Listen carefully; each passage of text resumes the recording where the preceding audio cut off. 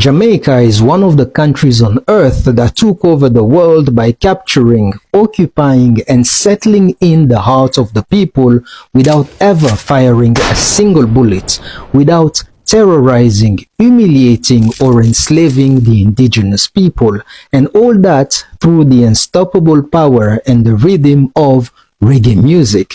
But even beyond that, the greatest gift Jamaica ever gave the world, one of the things Jamaica gave the world forever was, let me take this out, the Honorable Marcus Mosiah Garvey, and that's the star line. Did you know that when God was creating Jamaica, he had to sit down and carefully plan this one out?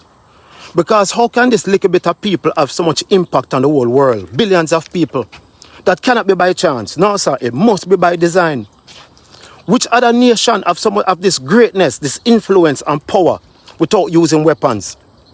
God did not hide power in weapons. He hid it in Jamaicans. And here's a real situation. Everybody wants to be, or at least feel like a Jamaican. And that's not nationalism. That's a magnetic pull of greatness. When God designed Jamaicans, he placed greatness, charisma, creativity, speed, resilience in one DNA strand. And science will never explain us. Listen, Jamaica is not just an island. It's the garden where God planted influence. Because influence this strong, you can't teach this in a school. This have to be born. Hello wonderful people, it's an honor and a pleasure to have you here with me today. My returning viewers, God bless you, God protect your family, and God protect the Jamaican family from all kind of evil. On today's episode, we'll focus in Jamaica, where we'll get to understand one thing Jamaica gave the world, His Excellency Marcus Mosiah Garvey. Garvey being born in Jamaica, we can say that Jamaica will forever be an influential country not only in the Caribbean but in this world. His ideologies spread across Europe, across the Caribbean, and in this world. Africa, we all know about Marcus Garvey. His ideologies live up to now. He championed for the rights of Black Americans. He championed for the rights of Jamaicans and Africans, specifically the black people who were exploited by the Europeans, the British Empire. Up to now, Jamaica is lagging behind in development because of the British colony. Jamaican beaches are well owned and manipulated by the British. If Garvey was alive by now, I believe all the beaches in Jamaica will have been returned to the rightful owners. This episode today is all about thanking Jamaica for giving us a true philosopher, Marcus Mosiah Garvey. Let's watch the following videos of something Jamaica gave us that no other country can gift the world. Let's watch the following videos, family. You ever notice how America calls you dangerous once you start waking people up? Because back in the early 1900s, there was a man who terrified white power. Not with violence, but with a vision. Meet Marcus Garvey, born in 1887 in St. Anne's Bay, Jamaica. He grew up watching colonialism grind down his people. By the time he hit Harlem, he wasn't there to play respectability politics. He was there to build an empire for Black pride. And he did. He founded the Universal Negro Improvement Association. And by the 1920s, it wasn't just a movement. It was the largest Black mass organization in the world, with millions of members from Harlem to Haiti to Lagos. He launched the Black Star Line. And no, it wasn't just about ships.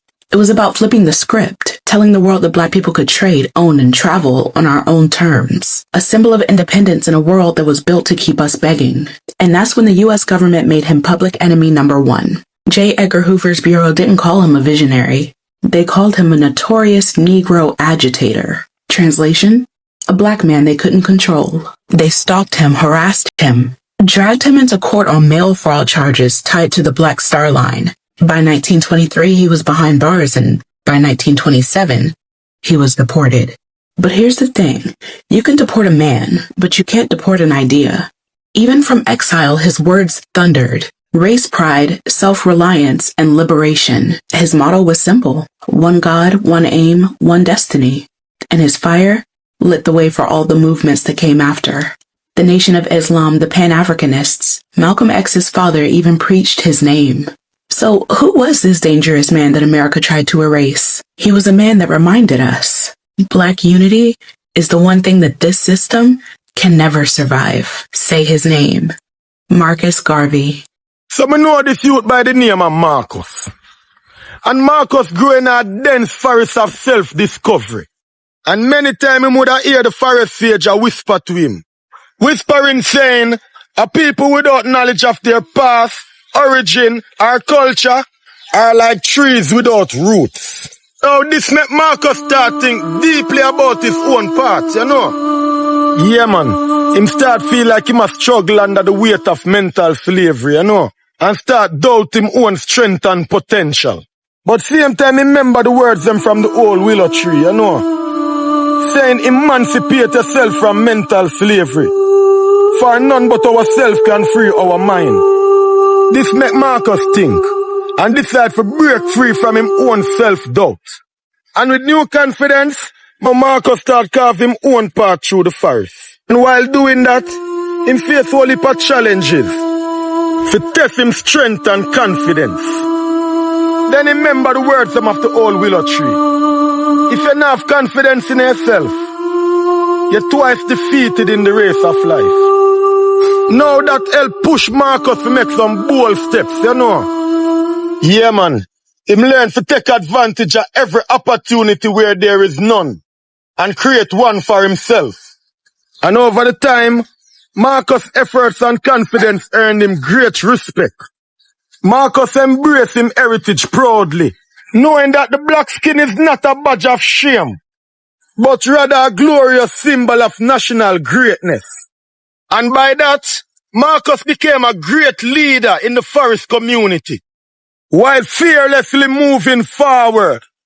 Because men who are in earnest is never afraid of consequences. He encouraged others to develop their mind, knowing that the man who is not able to develop and use his own mind is bound to be a slave to other man who uses his mind. In other words, the greatest weapon in the hand of the oppressor is the mind of the oppressed. And in the end, Marcus realized and allowed others to realize that freedom, true freedom, comes when you make the step for yourself. When you make that first strike for yourself. So just remember, liberation of the mind is the genesis of unstoppable power. You have to break the chains of doubt, seize your destiny, and forge greatness from the fire of self-belief. Let me tell you one thing. Marcus Mosiah Garvey championed for the rights of Africans. He championed for black people to be shipped back to Africa. But did you know Marcus Garvey never stepped a foot in Africa? In today's world, when a country wants to be dominant, they will use weapons to destroy each other. But Jamaica, being a silent country, Jamaica being an influential country, decided to give us Marcus Garvey. Marcus Garvey united the world with no weapons. Again today, this episode is all about uplifting the Jamaican family. It's all about giving thanks and praises to Jamaica for giving us a true philosopher, a true leader whose rights are continued to be championed across Europe, not only in the Caribbean. Big up Jamaica. The world is watching up to you. And always remember, any obstacle facing Jamaica right now will surely come to pass. These are not something that will stay with you forever. Thank you, Jamaica. Thank you, the Caribbean. And thank you for always championing for the rights of the African people. We back Jamaica up. We always look up to you. How do you get where the relationship between Black Americans and Jamaicans come into? It is because of Marcus Garvey. These ideologies not only spread across Jamaica, it also spread across America, specifically championing for the rights of Black Americans. What do you think about this episode? If Marcus Mosiah Garvey was alive up to now, will the British colony still rule Jamaica? Thank you for watching. See you on the next episode, where I'll continue to create awareness to this world that Jamaica is truly an influential country. Many countries look up to Jamaica.